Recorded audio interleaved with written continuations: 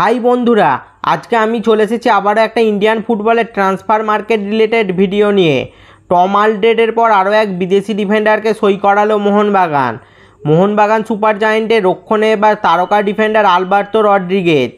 মোহনবাগান তাদের সোশ্যাল মিডিয়ায় আলবার্তো রড্রিগেজকে দলে নেওয়ার কথা অফিসিয়ালি জানিয়ে দিয়েছে। 2 বছরের চুক্তিতে সবুজ মেরুন দলে সই করলেন আলবার্তো রড্রিগেজ। এর আগে রক্ষণে স্কটিশ ডিফেন্ডার টম আলড্রেডকে সই করিয়েছে মোহনবাগান। ফলে হেক্টর ইউস্তে ও ব্রেন্ডন হ্যামিলের বদলি সই করিয়ে ফেলল মোহনবাগান ম্যানেজমেন্ট।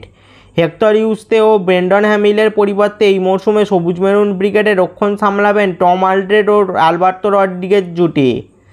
আগের মরশুমে ইন্দোনেশিয়ার ক্লাব পারসিব ব্যান্ডুংয়ে খেলেছেন আলবার্তো রড্রিগেজ।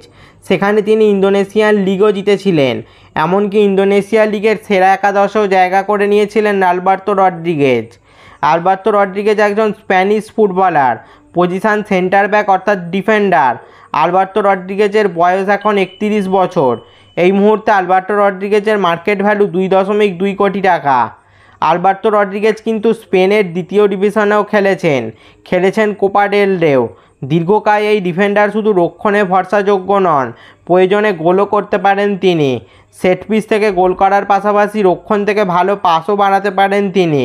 ফলে আলবার্তো রড্রিগেজকে পেয়ে মোহনবাগানের শক্তি অনেকটা বাড়লো তা বলাই যায়।